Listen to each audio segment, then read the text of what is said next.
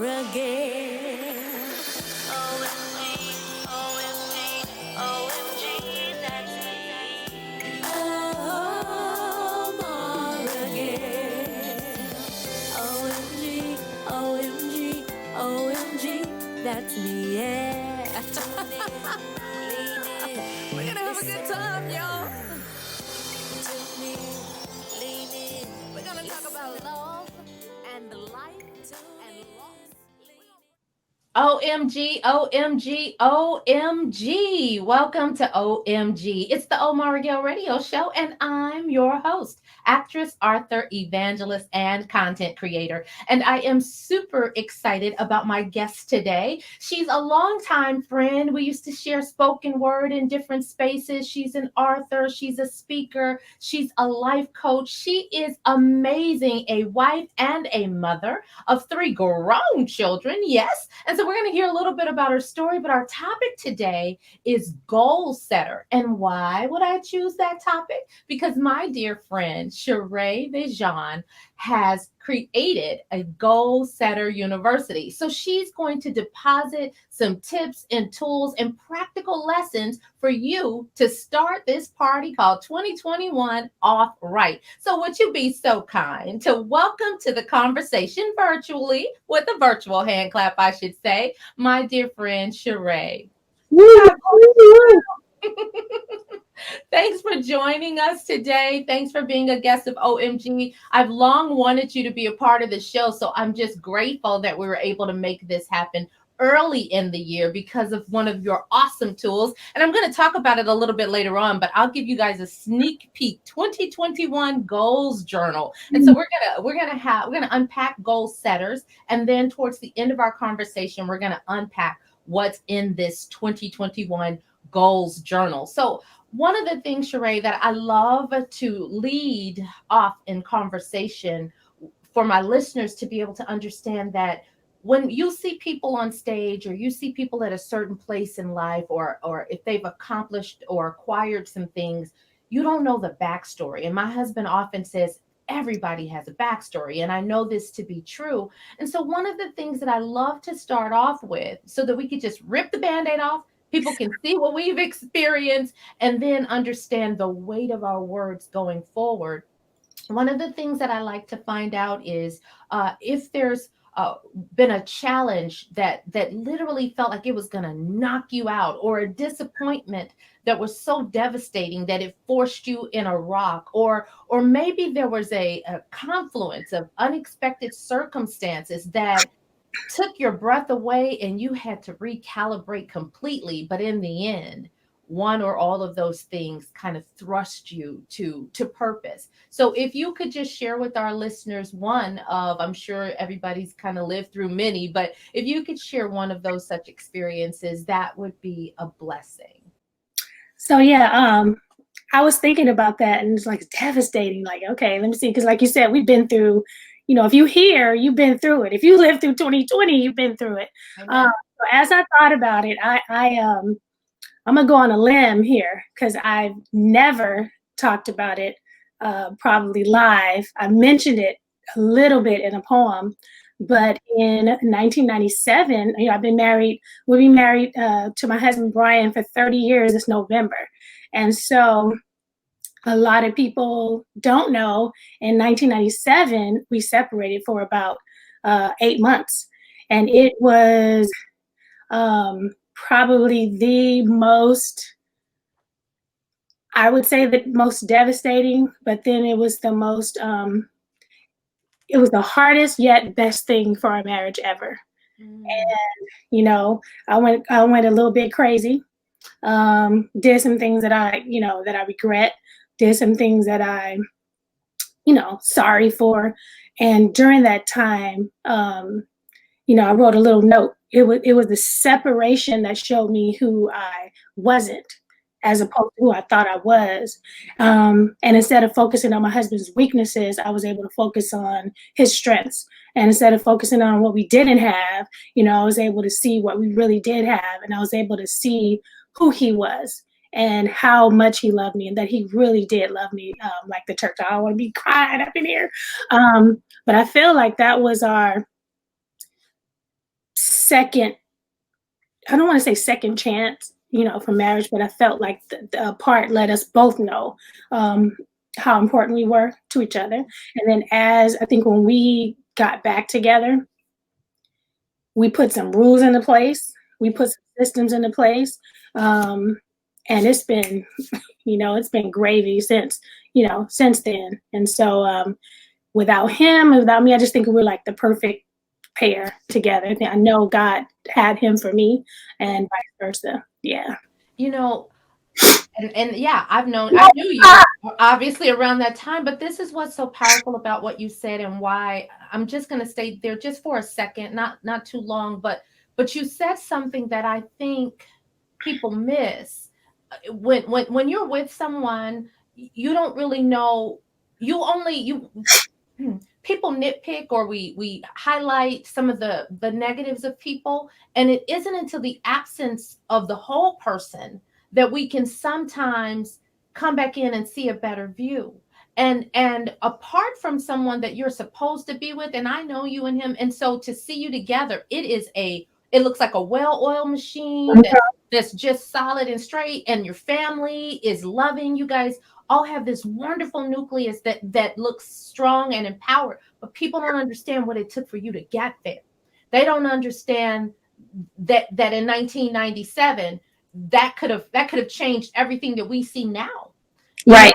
And so when you said it took you being apart to actually realize that, there are listeners who are in situations now that they are contemplating perhaps leaving, or they even may have regret about it. I don't know what their individual circumstances are, but I think there's meat in that we could just dive in just a little bit. We're not going to belabor it, because I'm grateful that you're past it in terms of where you are now in the marriage.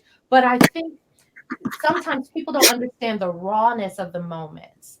And so I want to unpack that just a little bit so that they can really see what you were experiencing, because they're hearing this for the first time. And the way you shared it, it's a powerful reality, but there's some intricacies in that I think if we just look at, we'll be able to help people on a deeper level. Right.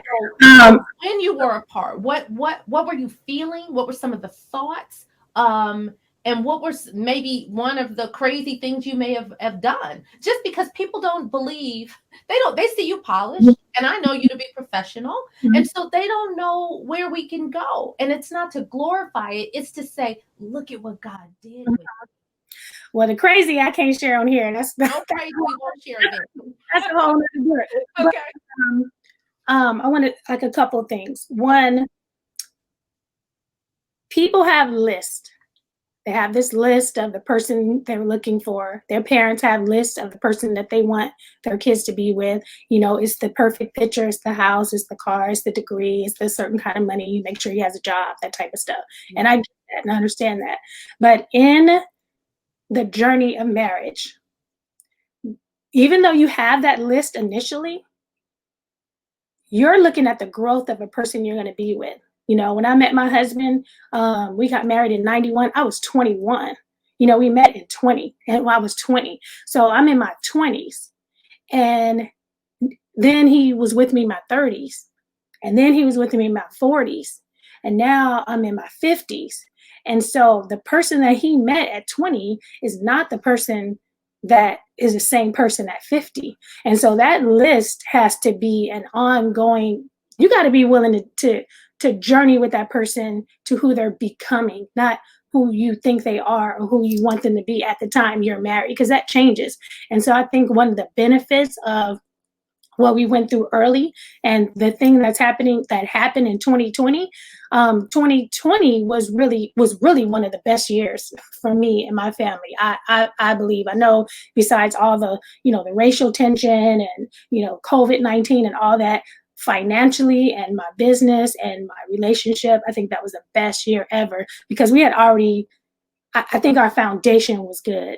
You know, I wasn't concerned whether my husband lost his job or didn't lose his job. We lost jobs before. I wasn't concerned about losing a car or not losing a car. We lost cars before. I wasn't concerned about moving or losing the house because we've done that before. And so we were able to go through it as a couple who love each other, who trust God. And so I think during these times when you got to sit in 2020 and reflect on life and reflect on who you thought this person was, that's a job.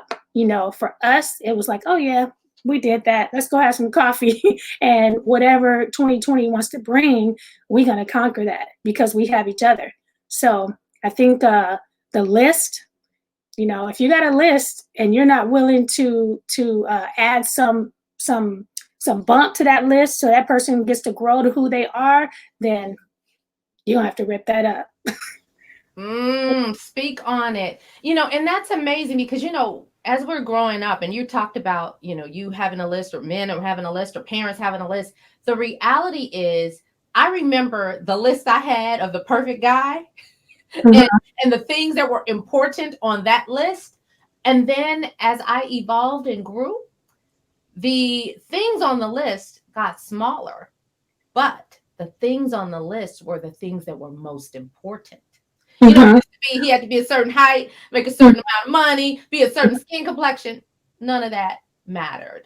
Once you mature and realize what's going to hold something together, you know, and then you said something that I think is profound, and if it's on the screen, be prepared to journey with the person as they are going or becoming who they are going to be, because we are always evolving and growing, and we could short circuit that growth if we think they're supposed to be there instead of get to there.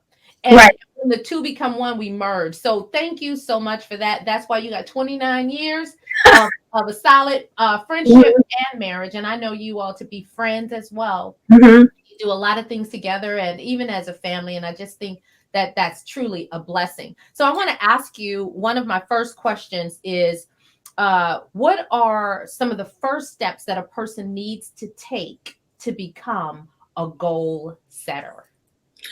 You know, I started this in 2009 with my daughter who wanted to become a basketball player. And we were doing our first family vision board party. We were going around the table. What is it you want to be? And I just knew she was going to be like, you know, dancer, something girly, you know, you know, what my opinion of girly was. Yeah, because I played ball, high school and college. Thank you very much. I didn't play sports. And so I'm like, you want to play ball? Like, what does that even look like? I don't even know where to start. Like, how do I start? And so I started, you know, contacting people. Hey, my daughter said she want to play ball. I don't even know what that looks like. And so people were saying, well, sign her up for, you know, the local city, get her the sports magazine, have her, you know, where does she want to play? Does she want to play community? She want to play this. So from there, I created the 7 steps. So the 7 steps you see, you know, in the journal. So write it down, balance it out, you know, research it, get your affirmations, put your routines together, and then celebrate, you know, what you have. But this year, I think this was the first year, or it was 2019, when they graduated, right by graduation, they decided, you know, I don't want to play ball anymore. And I don't want to go to UCLA. You got UCLA all on the wall. You didn't visit UCLA. I had friends at UCLA. My grandfather was professor at USC. So I'm looking at this like, okay, so we're not doing that. Like, we're not like all the stuff that we've been doing since 3rd grade with the vision boards and the vision board parties. Like, I don't want to do that. And so I came up with before the goal. And so I feel like before you set goals for yourself, even working backwards, saying, what is my purpose? And then from there, what goals do I need to set that move me closer to my purpose and what it is I'm supposed to do? And so the acronym before, bragging on yourself, making sure you remember the things that you've done, because just because you changed doesn't mean you weren't successful in other things before. Hey, yeah, you won CIF. Yeah, you were the top in, you know, jump ball, whatever track. So make sure you still record those accomplishments, forgiving yourself for changing your mind. It's okay, expecting the change. And so now both of them are in Bible college. Both of them are working in youth ministry at church, because that's what they have always been passionate about. And it's not that they weren't passionate about, basketball, but now I feel like they're closer to their purpose. So before you set goals, I feel like you should go doing your assessments, making sure you know who you are. You're introvert, you're extrovert, because you might feel like you're not confident, which is how I felt a lot until I took the Myers-Briggs and go, oh, I like people, but just not that much. So like, I heard one of your interviews before where you was like the introvert. I love 2020. Right. I was at home. I was in my robe. I was doing my business. I didn't get invited nowhere. I was, you feel bad that you didn't you feel bad that you didn't, why didn't invite me, but then you didn't really want to go, so 2020 was to me the year of the introvert. Fireplace, hot chocolate. But that's the thing. I have a 7-step method that I feel works for every goal. And I have a 7-step method that I think you should do before you set your goals for the new year. That's phenomenal. I love it. And you're absolutely right. I know several people that are introverts that have truly thrived during this, yes, this isolation. I know. And I'm surprised. I've actually done really well considering I am a complete extrovert and I love being around people, and the more the merrier. The varied, the better it is for me too. Like I love different attitudes and opinions in a room. So thank you for that. And I love the fact that, as you kind of just gave a sneak peek of saying, the moment before you actually set the goal. And then you referenced bragging on yourself, and that's not to be braggadocious or conceited, but that's to reaffirm the things we have in us, the gifts we have in us, the strengths that we actually show to the world, because we can get caught up in what we don't do or the steps we miss instead of reminding ourselves, okay, I do this well. And that the Braggs-Meyer survey, I've done that several times, and every time that I've done it, it shows me something. It doesn't reveal something new, but it confirms something that I may have forgotten. Because you get to really find out what you're made of, what your strengths are, so that you can actually walk in them. Thank you for that. Now, what are some of the practical ways once we've had the moment before we set the goal, and then we actually set the goal? What are some of the practical ways that we can ensure that we stay on course? We want to make sure we leave our listeners and those that are watching with some things that they can do today. And we'll share later in the show, Sherea will share with you how you can get on board to make sure you stay on board, to be what did you call it? You call it it's like the game, like take your goal game to the next level. Yeah. So the before, brag on yourself, reminding yourself of the accomplishment you had. Examining who you are now. Are you that same person? Do you still want that goal? Forgiving yourself for the goals you didn't reach. Owning who you are by taking your assessments, knowing, your characteristics, things like that. Remembering your why by creating a visual. So having a visual always available, reminding you of the goals you set for yourself. And expecting to change. Because sometimes we set goals for ourselves, or we may set goals to lose 100 pounds or 50 pounds. Well, you might need other clothes, or you got to prepare your closet, or you may need a different type of belt, or it's just things are going to be different. So once you do that, expect the change that you are looking for. And then your question, what was your question about the routine? So then I have the 7 steps, writing your goals down. So say like you want to be a singer. Okay, I want to be a singer. Okay, what kind of singer do you want to become? Do you want to be a Grammy Award-winning singer? Do you want to sing in the community? Do you want to sing in the choir? What kind of singer do you want to be? So writing down your specific goal of singing. And then step 2 is balancing that out. Yes, you want to be a singer, but what about your health? What about breathing? What about the finances of being a singer? What kind of money do you need? What kind of so just balancing out that thing of singing, because it's more than that, getting your clothes together. So a lot of times we go, oh, okay, I want to sing. And then you come up with a contract where you might need a lawyer. You might want to do voiceovers and you need, the business of singing. And then research based on the type of singer you want to become. Yeah. What kind of books do you need to invest in? Do you need a coach? Do you need an association? Which I always recommend. If there's something you want to do, there's always an association, a club, a group that can help get you to the next level. 4, affirmations, just saying every day, hey, I'm a Grammy Award winning singer. I wrote 5 albums just every day. Visualizing, having, and it's not just always a vision board, but having a vision board, having pictures of singers that you admire, having pictures of singers who used to be where you are currently as a reminder. 6 is to act, which is creating routines. And to me, well, all of them are important, but you can write your goals down, you can have it visualized, you can do your affirmations every day. But if you're not doing routines or some type of what are you doing weekly?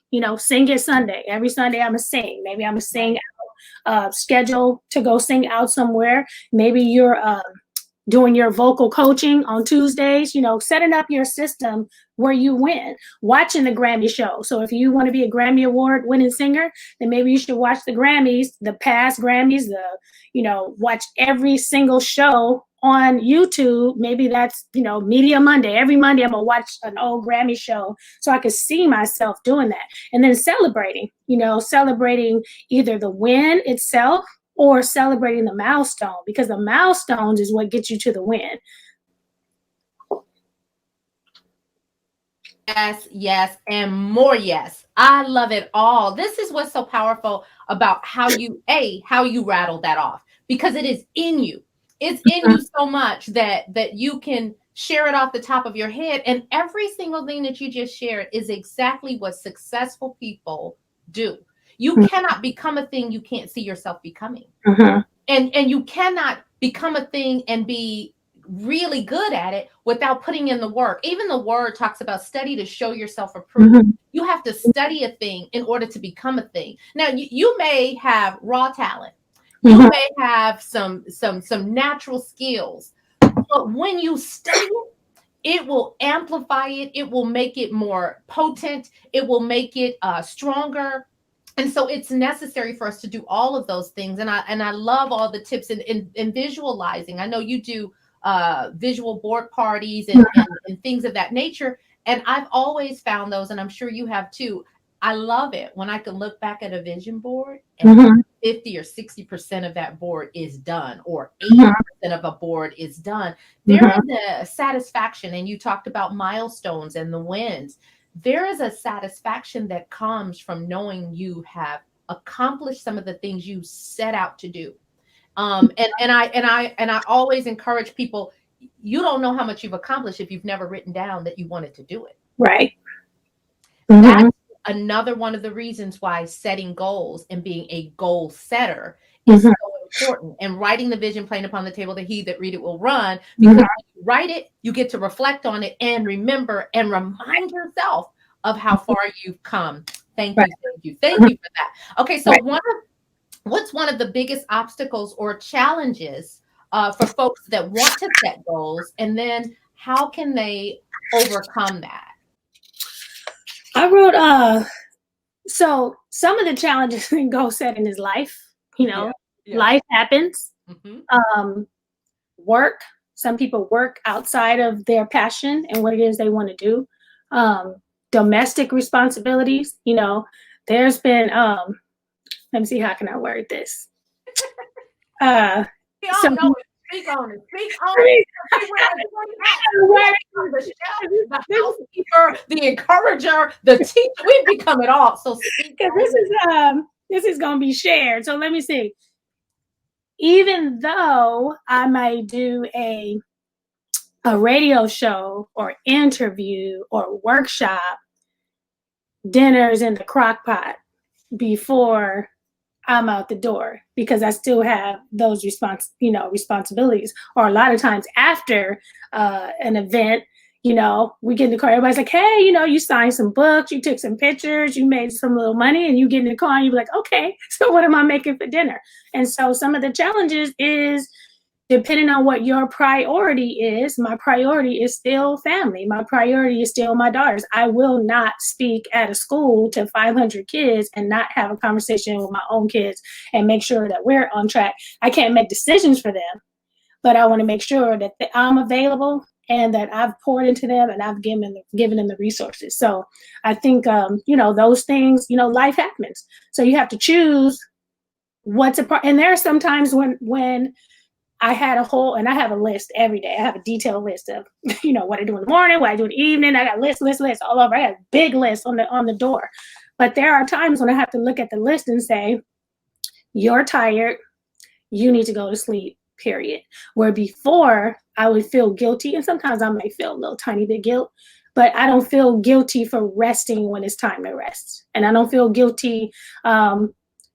Sometimes it's a time where me and my husband say, we're going to watch this movie right now together on the couch. And you may not be doing that certain project right now because that's important. That is a priority. So, things come in the midst of our goals and you just got to work it out. Yeah, because, the first thing you said was life happens. And that means for those that are listening and tuned in, you can plan, you can prepare, you can do the homework, the study, put the boards up, have the list, you can do all of it.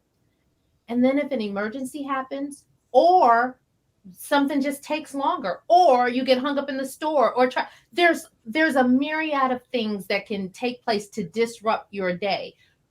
But that's why it's important to prepare and to plan. You heard my sister say, look, I put the crock pot, I'll make sure that some food is ready because you never know when something's going to come up. I have stuff on tap. I can't stand processed food. I really try to eat clean as I can. But on occasion, there's always the other. And so there's always something that's a healthy alternative to, run into a fast food place because I want to make sure that I'm feeding my temple the best thing. I want to make sure my husband's receiving the same thing. And then there's also these other responsibilities. There's things that call on you that you don't need. Some friend may need you or whatever. But I loved how you said, okay, if we're watching this movie, we're watching this movie. That means the project is put to the side. And I phrased it, keep the main thing the main thing. Right. And you said it was your priorities, which is the same. When we have priorities and we say someone is important, when the rubber meets the road, are we making sure they're in that first spot, that primary spot? And let me say this. Go ahead.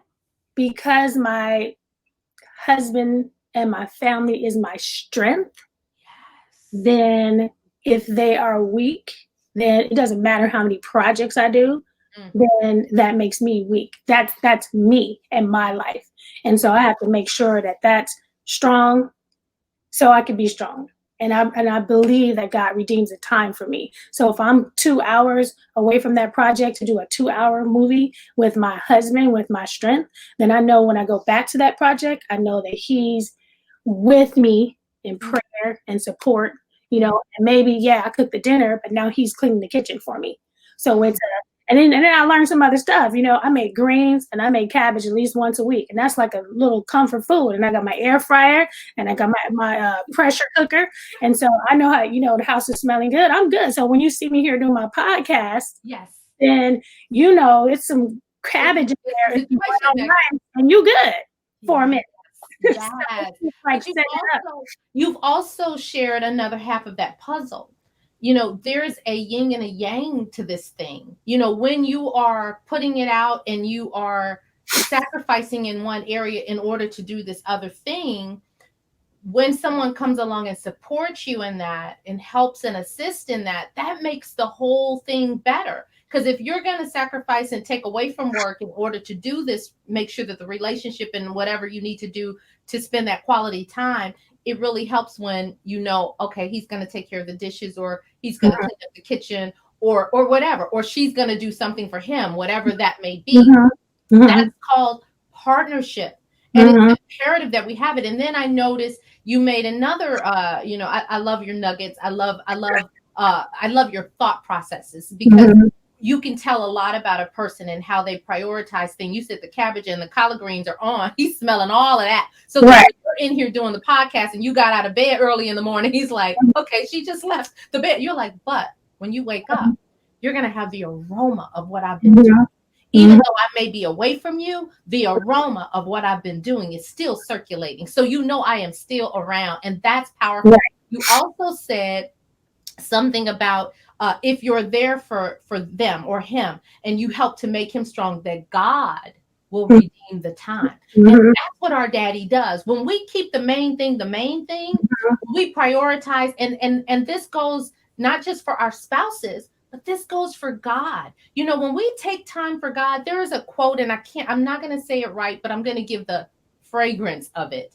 There was a person that said something to the effect of, I've got so much to do today. I'm so busy, so many things that I have to do today. I can't wait to spend 2 hours with God before I do it.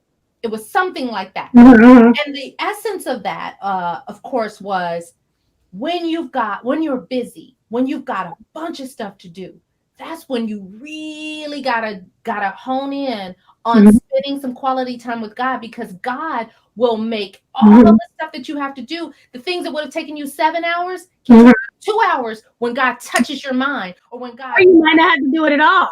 Bingo! Hallelujah! You'd be like, oh, I got that. You're like, wait, what? What? You ain't even delegated. Somebody came up and said, I got that for you. But that's how powerful our time with daddy should be. Or I should say, that's how important our time with daddy should be, to make our time powerful with him, so that when we come into our world and our domestic responsibilities and our other responsibilities, God will redeem the time. He'll give you more time. Redeeming the time, for those that may not know what that means, it just means he can make the time seem longer, laster. He can make what would have taken you 5 minutes, 5 hours, be done in 5 minutes. It means that it's like he's giving you change on something that you had spent it all. You were depleted, but God will kiss it and redeem it, so that time you spent, you get it back and in abundance. Just for those that don't know. Love that, Sherea. Love that. Thank you so much. Another question. What has been your best teacher in learning how to not only set goals, but empowering other people to do it? What or who has been your best teacher? I don't know if this is I think some of the best. How do I work this? So as business owners, we go back and forth. Do we charge? Do we not charge? How much do we charge for this? When do we charge? Are we ready to charge? You know, are we professional enough to, just like this, always this back and forth thing. I so appreciate the people who have and who do courses and who do podcasts and videos for free, because that is an opportunity for everybody to glean knowledge at any financial level that they have, while they're on the journey to becoming who they are. So I appreciate that, because I listen, but I also purchase personal development books, a lot of books. You know, my goal is to read 100 books every single year. I think I'm, last year I got to like 85, and I include Audible. So some people don't include Audible. I do. So that includes reading and listening. So what I try to do also is to do the same, but also I realize I have to take care of myself financially, because if I can't do the cable bill, and if I can't pay my phone bill, then I can't do the podcast for you. If I can't pay my podcast bill, and if I can't pay my mortgage or my light or get my hair done or my nails, and I can't produce for you. So it is important to charge as a business. Yeah. So I've tried to find ways. So it's not like I have a self-care challenge. Okay, so I have a free self-care challenge, and you get some basic stuff that'll help you on your way to your self-care. And there's enough information that whoever doesn't have it at this time in their journey could still experience a 30-day self-care challenge for free. Now I have one that I charge for, Hey, if you want to upgrade, no pressure. Now you have more resources. You have a little bit more meat in the message that you get, and I'm trying to create that. It could sometimes it's a little stressful. I'm trying to create that another way with other programs. 52 Mondays. Okay, I have a free little snippet I give you because I want everybody to have access to it. However, if you want to pay for this version, instead of me giving you all my resources for free all the time, which I've been doing for years, then you can upgrade. Yeah. And so my best teacher, I feel, has been the people who have given freely, that let me learn, and I still go back and purchase and take care of them. Hey, you got a PayPal? Because I need to tell you, I went to TD Jakes University for years. Now I want to sow into your ministry. When I hear Michael Todd, who sows into me, I want to sow into your ministry because I watched a free video that you made available, but then I also bought your book and I also bought your other materials because I want to support your business, Does that yeah. Totally makes sense because that's another one of those things. And while since you opened the suitcase, because I always like to unpack things, but since you opened the suitcase, I really do want to dive into that a little bit because I have found more believers, and maybe that's because most of the people I know are believers, but I have found a lot of believers who have a challenge with charging people. So that's a piece of what I want us to talk about. But let me go to the first point about learning from people who have offered things freely, and that is a service. That is a gift. Preachers preach on Sunday. It's a free message. It's a free message. Contrary to what people believe, tithing or offering, those things have nothing to do with the person sharing the word of God. And when I speak, I remember, like you, we would go and we do all these events, and it was just we were loving the fact that somebody wanted to hear, you know what I'm saying? We were like, somebody wants to hear us speak or share a spoken word. But as you mentioned, I can share the gift for free and people will love it. But if I can't take care of my responsibilities, that I can't continue to do that. Right. And at some point you have to graduate from that point. And then what I realized, which is bringing me to the point that I initially started with, and why I believe the Lord has blessed me to speak to people about knowing that their gift has value. Because my CD may cost $10. And I'm saying, people are shrinking, not me personally, because I have grown past this at this point, but several people are like, oh, they're giving them away and they're giving all their books away and they're giving all their CDs away, but they paid for that. And they're still paying for that. They still have debt from that CD, from that book, but because their heart is on, I want to give it away because I don't know how to charge people, or they don't think their gift is worth that, or whatever the case. But this is what I tell people all the time, and I would love to hear your opinion and or advice on it.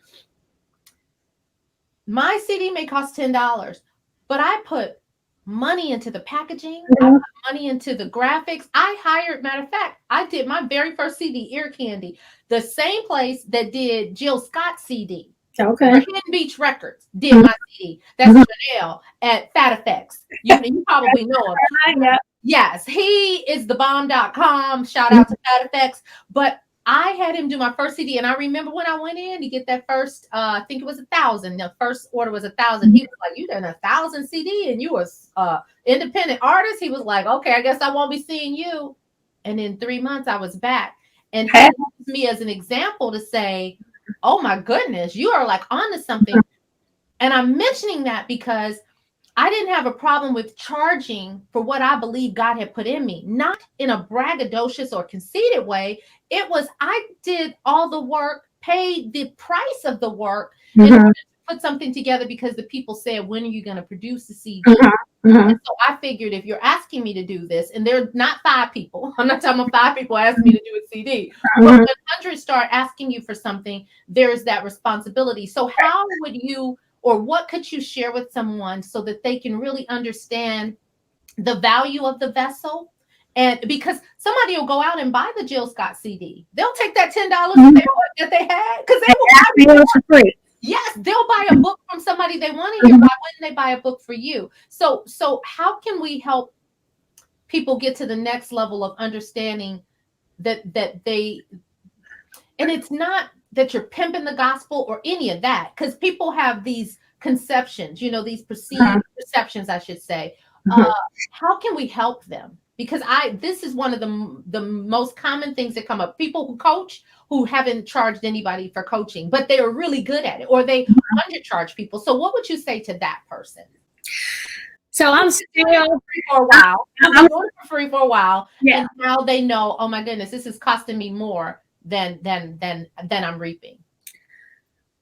I am still in that learning phase. Okay. However, I have personally decided that I need something different. First of all, before you even got to Fat Effects, before then, you had to live in order to write. So you had to actually create and produce and create the project. That right there is priceless. And so we forget about, like, you say, okay, well, it cost me $5 for this CD, so I'm going to sell it for 10, and then my profit is going to be 5. But that's not necessarily true. You get to, if I wrote a book right now about marriage, you would pay $10 for it, but I guarantee you, you're going to save probably a couple years and shave a couple of years off your life just by one paragraph. You don't think it, because my and I know everybody's different. Yeah. And we haven't got there yet. I don't know. We've been having some conversations, but I get so sad when I hear about even a lot of my friends who have gone through divorces, people that were in our marriage classes, people that were in our marriage groups, people that I went to church with, people that were married longer than me, people that went to their homes, and we still here and then they're not. And then you look at somebody like, oh, wait, you know? So I'm sad about that. But sometimes I feel like if we would have came in and just had a conversation, and it's like you could just really hang in there, because I did it all. And then my husband was right there. And this is what I know is just a different subject. Yeah. My husband would come to my job. I left. He would come to my job with flowers and sit there and say, I'm not going to bother you. I'm not going to talk to you. I just want to let you know that I love you and that I'm praying for you. Sit there for like 5 minutes and walk away. I don't care if you say, next week, he back again. I'm not going to bother you. I'm not going to talk to you. Brought you some flowers. Just want you to know I love you and I'm praying for you. And this was like 8 months. So he made a decision. Yeah. This is my wife. I'm going to feed into this. Whatever she going through now, she ain't going to let me be right here. I'm going to be over here right here. So sometimes, things don't go the way you want them to go. The money's not there. The job's not there. But I know 100% that I have somebody that got my back and love me for whatever. I get a scar on my face. He going to love me through the scar. I don't have to worry about going to the hospital. He there. So that's like, that's like the love part. Yeah. So what was your question? I got off. No, that's all good, because see, that's some real stuff that needed to come out, because somebody needed to hear that. Somebody needs to know how to fight fair for what they want. And to him, to me, his fight wasn't fair. To me, I've been like, whatever. You want to leave? I know who I am. I can get somebody. I don't look that. I love God. Whatever. I'm a family man. I don't. You want to? Matter of fact, I got legal ground. Yeah. But he says, no, I'm a fight, because I made a commitment to God that I will love you like I love the church. So I'm not going to let you go like that. There you go. So sometimes that's the commitment of the vow. He meant it when he said it. And sometimes I shouldn't say usually, but I've heard more often that it's the reverse, that the guy left and the woman's fighting to keep him there. So it's really good. And this is why I was grateful that you shared it. It's really good to hear a man say, no, I'm going to fight for this, even though I got the out. I legally walk away and be like, I'm clean, because this is what I want. She bounced and I did it. God. So I remember when that's what we're saying. So if you get a marriage book from me and him, it's not. It cost me $5 to print and you to buy it for $10. I'm sharing like my whole Yeah, you're not getting $5. You're getting $1 million worth of product in experience. And you're getting hope that no matter how hard it is, or what you have or don't have, that it is possible, where you think this is not possible. So we're saying, hey, we still do. We still do. We did. We said I do. We still do. So it's just, and that goes for any other type of book that someone's sharing, going through their cancer battle, going through whatever. So it's not just a book. So I had to when you look in, like at the back of my journal, there's a book list. Now, some people go, oh, it's a book list. It's some personal development books. You can skim through it. Oh, I have that book. I got that book. I read that book. I heard about that. But it serves two purposes. If I were to die today, my first purpose is the last version of this journal that's left. All my kids know exactly what personal development books that I recommend. They have a system to reach their goals, to pursue their purpose, to have a plan, to know about their routines. When you see quotes, they're not just, oh, let me get this quote. It talks about health and fitness. Let me get this quote. I go through thousands of quotes just to pick one quote that I think is perfect for this, because I'm leaving a legacy for my kids. So it's not just, oh, here's a goals journal. It's January 1st. Everybody get my book. It's like, when this is done and my kids have their version, because I box theirs up. I give them a box, have their daily planner in there, pens, pencils, and try to encourage them to go through it. Make sure you review your assessments. This is the plan for them when it's my last day. So that's a legacy. So now you get to buy it. You get to buy what I'm going to leave to my kids for $10. Yeah. That's so rich and so relatable, because a lot of times people don't understand, even as a poet, and as an author, the things that I live through, when I write about them, hopefully it helps you not make the same mistakes, or hopefully it'll propel you to purpose. There's a chapter in one of my books, in Beyond Blessed, that talks about the labor pains. and I can't tell you how many people have come to me and say, oh my gosh, you helped me give birth to a product, because when you told me all that you went through, I realized what I was going through wasn't an anomaly. I wasn't being punished. It wasn't evil. It was because I was doing something good that I had all the obstacles. And so what you just shared in terms of the legacy piece, people need to hear that. When you put something out, especially creativity, it's the most vulnerable thing to do. It's terrifying to most people. As a performer, of course, it's not as challenging for me. But when I release a song, or when I release a piece of poetry, or when I tell you my story, and I remember when I was writing my book, Falana was editing it, and I was just thinking, what's my story? I know Falana's like my girl, she's part of my crew. We lost the third ping of our crew, but I praise God for Melanie. I have to do a shout out real quick. I can't think of Falana and not think of Melanie, because when we launched the poetry ministry, they were my pillars. But one of the things that I kept thinking when I would send the chapters to her, because she was editing, was, it's just my story. Who's going to want to read it? And she would send back, oh my goodness, I can't wait to see what happens next. Because we lived through something. It seems mundane. It seems ordinary. It seems regular. But the wealth and the vast knowledge that you glean when you are assessing your life. And as an actor, my job is to assess, to analyze, to actually, see the insights and the workings behind the curtain. And you too, I know you to be an artist. So we're not just going to give you our side of it. We're going to give you what we felt, how it felt, what the other person may have seen, or what I showed them. And so for all those people who may set a goal to write a book this year or to release a CD, I have a major phrase that I say: nobody gets pregnant without setting a due date.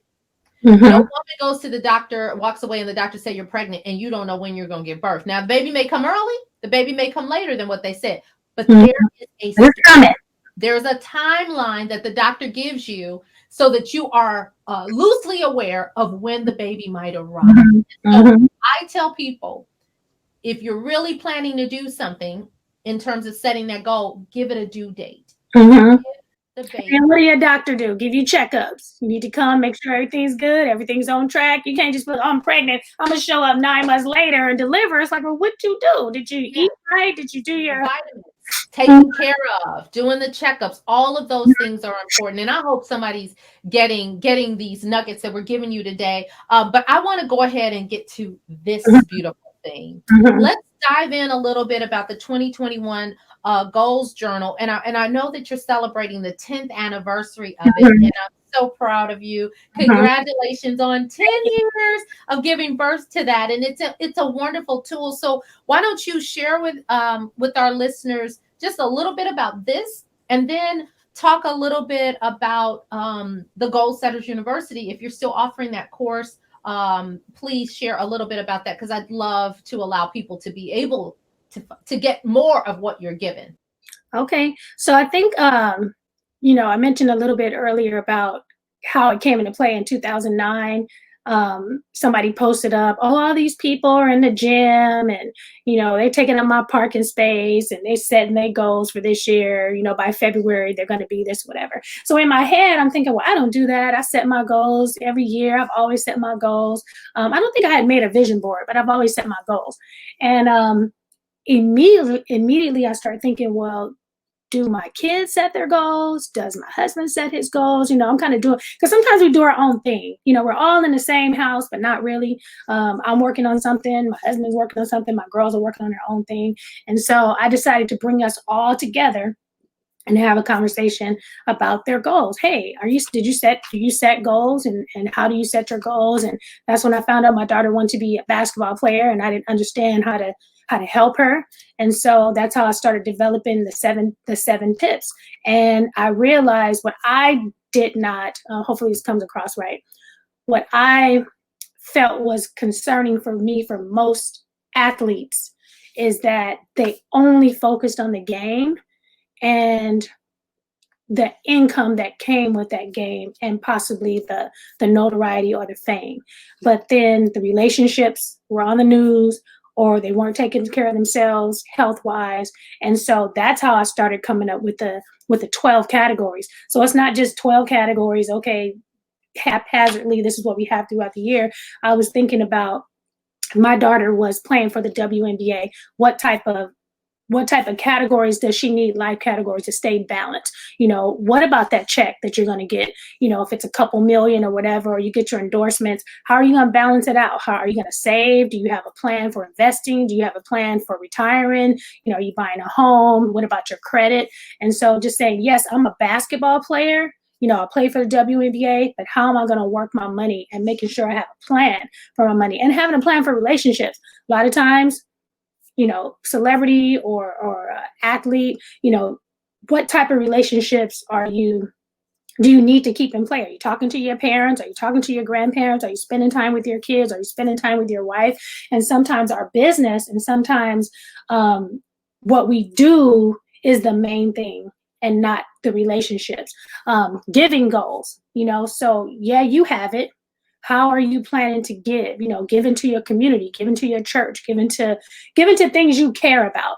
You know, do you care about homelessness? How are you going to attack that? Do you care about marriage? Do you care about youth? So taking your income and figuring out how you're going to give globally, locally, internally, your neighbors, people you work with. Personal development goals. You know, sometimes we get a degree and we hang it up on the wall and that's it. You know, I'm done with school. But personal development goals, what are you reading? You know, what are you listening to? How are you growing?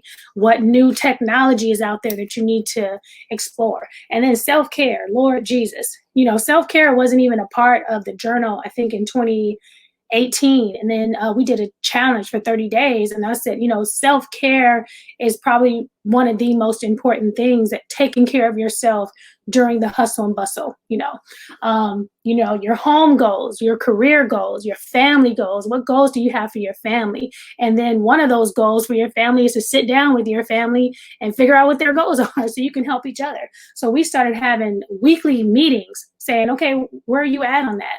Okay, did you read the Sports Illustrated magazine that I subscribed for you? What did you learn?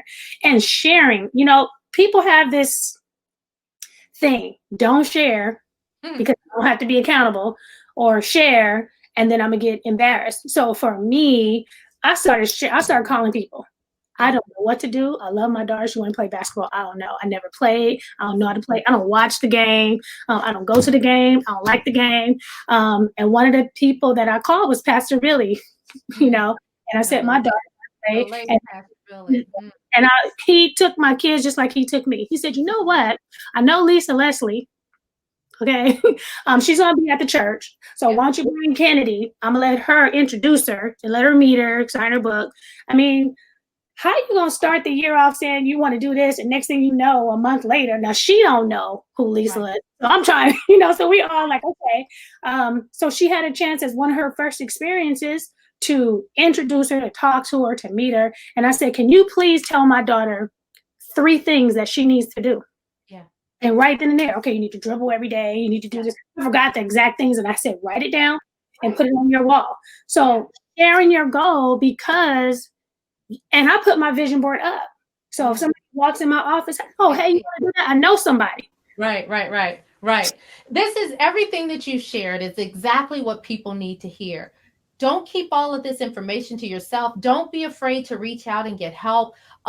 Put it before you so that you can hear. If you don't know how, find somebody that does. And if they don't know how, see if they have resource or access to someone that knows it. There is, especially now in the age of YouTube and Google, depending upon what your browser may be. But in the era of Google, there is nothing we can't find if we really seek it or look for it. That's why when the word talks about knock, and the door shall be answered. You know, these are a part of the nuggets that are available to us to grow spiritually, to grow professionally, to grow mentally and emotionally. And I would be remiss if I didn't mention that self-care ingredient. I am a huge advocate for self-care, and I make sure I get my massage. A massage will do me better than any piece of clothing in my closet. And when people understand and grasp that, when they understand that if their body is feeling good, it helps the mind, it helps everything, they'll actually begin to walk it out. So our show time is actually at a close. So I want to ask, you know, and I could talk to you for hours, but we are at the end of this hour. So I want you to do me a favor. Tell people how they can get this wonderful bundle of goodness, this 2021 goals journal. And then I'd love for you to share with our listeners how they may be able to keep in touch with you in less than a minute, because I do have to close out the show with you. So goalsjournal.net, that's easy. And that links you back to my website. And all those Christmas cards you got for Amazon, you know, it's on Amazon.com. And then my website, ShereaVeJauan.com, just like my name, ShereaVeJauan. Let's put that right there so that you have it right in front of you. Well, Sherea, I'm so grateful that you came and blessed the airwaves with your amazing story, testimony, and nuggets and tools and tips and life lessons. May God forever bless you in all the spheres of influence that I know He's putting you in. Thank you for being a guest on OMG. And for my listeners, I thank you so much for riding and rolling with your girl. May God continue to enrich your life, and may you be a goal setter. May you accomplish the things that Daddy God has called you to do. And don't forget Habakkuk 2:2 that says, write the vision plain upon the tables, that he that read it will run. Because once you write it down and you see it, it will be the thing that you charge towards and you go towards and you work to make happen. I thank you. May God bless you. Of course, you can reach me on social media at Maura Gale, or go to mauragale.com, where you'll find out all things Maura. And of course, my show, OMG, the Maura Gale Radio Show, is under the umbrella of up2meradio.com. That's up, the number 2, meradio.com. And my podcast is available via Spotify, Google Play, Stitcher app, Apple Podcasts, as well as iHeartRadio. May God enrich your life, and may you be a goal setter, because I promise you, once you start setting goals and seeing yourself accomplish them, you'll realize there is absolutely, positively nothing you can't do. God bless you. OMG,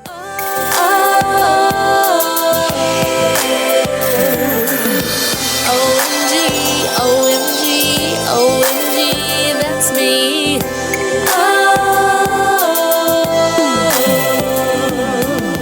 OMG, OMG, OMG, that's me.